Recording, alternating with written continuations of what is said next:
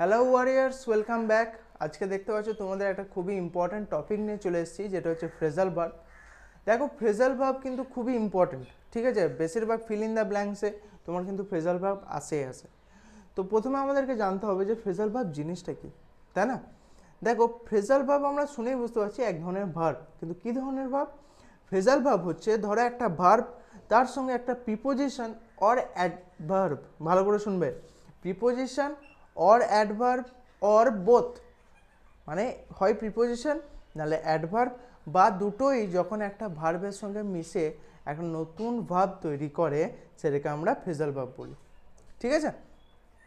এরপর স্যার আরেকটা জিনিস তোমাদেরকে ইম্পর্টেন্ট আগে বলে রেখে দিই, সেটা হচ্ছে দেখো, ফ্রেজাল ভার্ব এমন একটা জিনিস, যদি এর ওয়ার্ডগুলো মানে ভার্বটা আর তার সঙ্গে যে ধরো অ্যাডভার্বটা বা প্রিপোজিশনটা যদি আলাদা করে রাখো, তাহলে কিন্তু এর মিনিং আলাদা, ঠিক আছে? কিন্তু যদি দুটোকে একসঙ্গে করো, মানে ফ্রেজাল ভার্ব তৈরি করো, সেটার কিন্তু মিনিংটা টোটালি ডিফারেন্ট, ঠিক আছে? তো এটা মাথায় রাখবে। আর একটা জিনিস বলি, স্যার ফ্রেজাল ভার্ব এত ইম্পর্টেন্ট কেন? কোশ্চেনটা তো এখানে, ফ্রেজাল ভার্ব এত ইম্পর্টেন্ট কেন? দেখো, বেশিরভাগ যখন আমরা এক্সামগুলো দিই, কম্পিটিটিভ এক্সামের সময়, আমরা দেখি ইংলিশের বেশিরভাগ কোশ্চেন হয় এরার কারেকশন আসছে, নাহলে অ্যান্টোনিম সিনোনিম আসছে, নাহলে তোমার ফিল ইন দ্য ব্ল্যাঙ্কস আসছে। ওই ফিল ইন দ্য ব্ল্যাঙ্কসে এমন এমন কোশ্চেন আসে যেগুলো কিন্তু ফ্রেজাল ভার্ব নিয়েই আসে, ঠিক আছে? তুমি যদি ফ্রেজাল ভার্ব না জানো, তাহলে কিন্তু তুমি কোশ্চেনগুলো করতে পারবে না। দেখো, কোশ্চেনগুলো করার জন্য কিন্তু ফ্রেজাল ভার্ব মুখস্থ করতে হবে।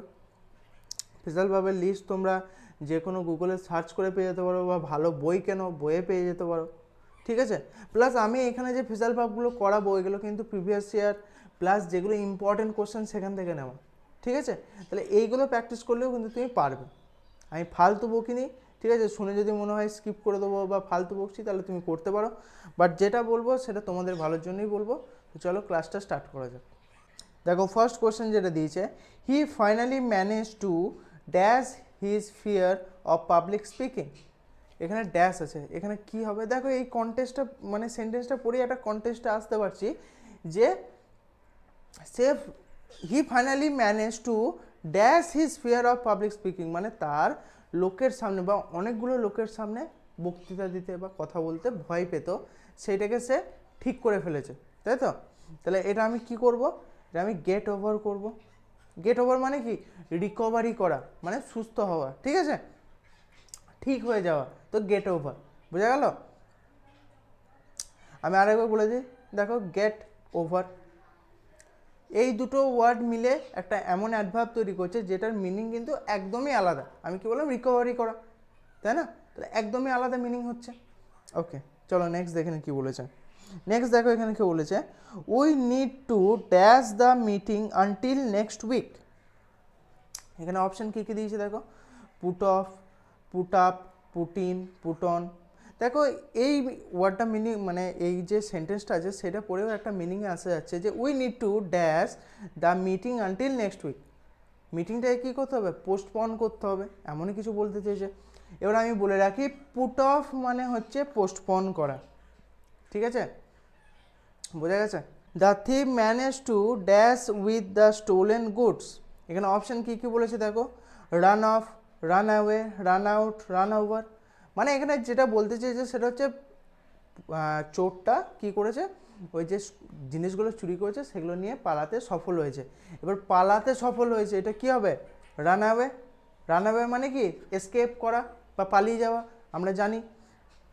বুঝতে পারছো? এর একদমই মানে যদি এই ওয়ার্ডগুলোকে আমি আলাদা করে লিখি, একদমই মিনিং আলাদা। আবার একসঙ্গে যদি আমি একটা ফ্রেজাল ভার্ব তৈরি করি, এর মিনিং কিন্তু ডিফারেন্ট, একবারে সম্পূর্ণ ডিফারেন্ট, ঠিক আছে? 4 নম্বর কোশ্চেনে দেখো কী বলেছে, please the dash the form before submitting it. ঠিক আছে, এখানে অপশান দেখো কী কী বলেছে, fill up, fill in, fill out, fill on. দেখো, আমরা জানি যে ফিল ইন মানে হচ্ছে ভর্তি করা, তাহলে এখানে আমরা ফিল ইনটা ইউজ করব, ঠিক আছে? দাঁড়াও, এখানে কালারটা, হ্যাঁ, ফিল ইনটাই আমরা ইউজ করব। Why? Because please fill in the form before submitting. আমরা জানি ফর্মটাকে ফিল ইন করা মানে ভর্তি করার পরে আমরা ফর্মটাকে সাবমিট করব, এটাই বলতে চেয়েছে এখানে। ওকে, চলো নেক্সট দেখেন কি বলেছে, she always dash to her elder sister. এখানে কি হবে দেখো, এখানে হয়ে যাবে তোমার লুক আপ টু, ঠিক আছে। She always look up to her elder sister. Look up to মানে কি? অ্যাডমায়ার করা, ঠিক আছে। লুক আপ টু মানে কি হচ্ছে? অ্যাডমায়ার, অ্যাডমায়ার হার এল্ডার সিস্টার, রেসপেক্ট করা, ভালোবাসা, ঠিক আছে, লুক আপ টু। নেক্সট দেখে আমরা কি আছে। The plane will dash at 5 PM।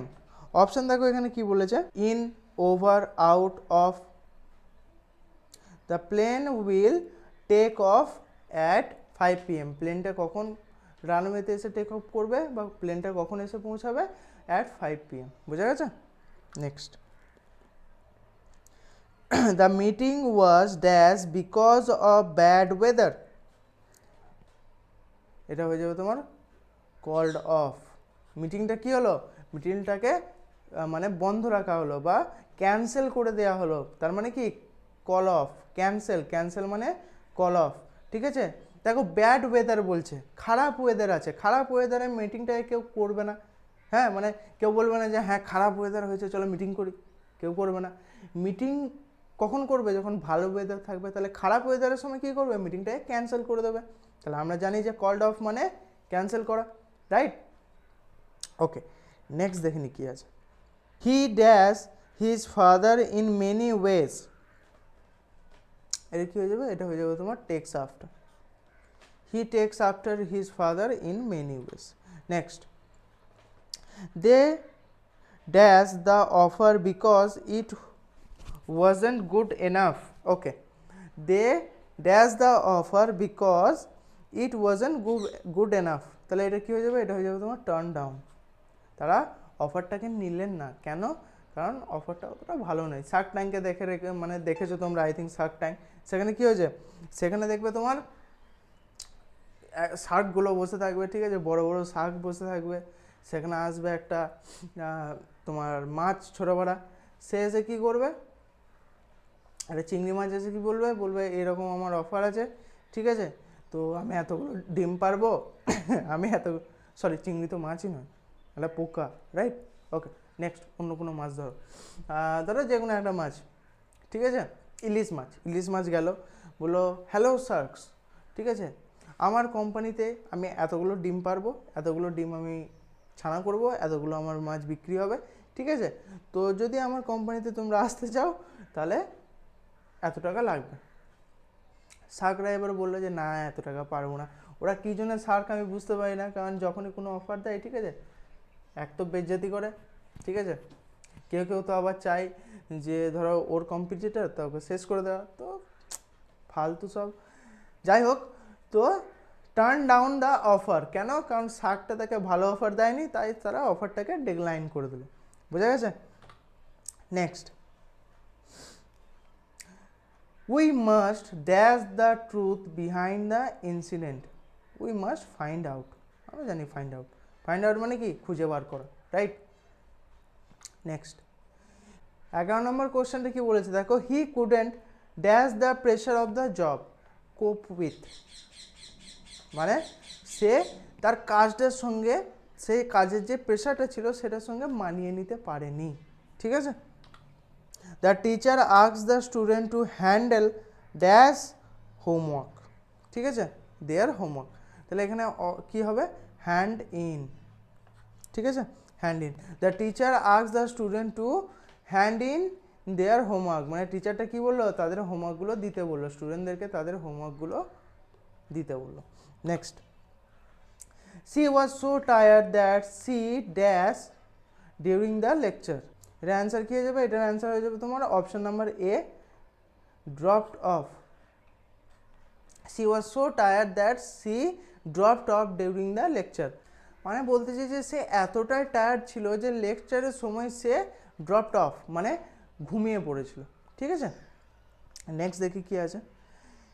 14 নম্বর কোশ্চেনটা দেখো, বলেছে he was accused of dash the story to get attention. এটার অ্যান্সার কী হয়ে যাবে? এটার অ্যান্সার হয়ে যাবে তোমার মেকিং আপ, মানে বানানো, নিজে থেকে বানানো, ঠিক আছে। Next, let's dash the details of the project tomorrow, এর অ্যান্সার হয়ে যাবে তোমার গো থ্রু। গো থ্রু মানে কি, তোমার রিভিউ করা, ঠিক আছে। নেক্সট দেখে কি বলেছে, নেক্সট দেখো এখানে কি বলেছে, his grandmother dash him after his parent diet, তাহলে এখানে কি হয়ে যাবে, এটা হয়ে যাবে তোমার ব্রট আপ, ঠিক আছে। ব্রট আপ মানে কি, তাকে কোলে পিঠে করে মানুষ করা, ঠিক আছে। নেক্সট, নেক্সট দেখে নি কি আছে, she needs to dash some sleep after working late all week, এটা হয়ে যাবে তোমার ক্যাচ আপ অন, মানে কি, এটার মানেও হচ্ছে তোমার রিকভারি করা, ঠিক আছে।